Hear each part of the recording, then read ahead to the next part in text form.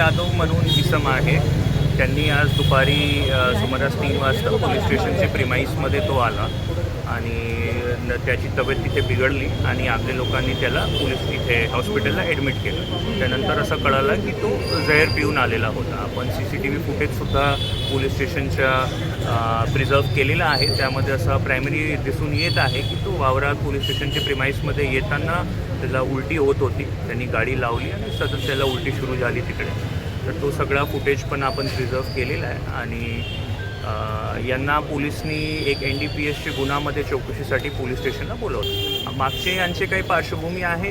NDPS आणि इतर गुन्हे यांच्यावर दाखल आहे आणि 2-3 दिवस अगोदर पोलीस स्टेशननी 1 किलो गांजा पकडला होता.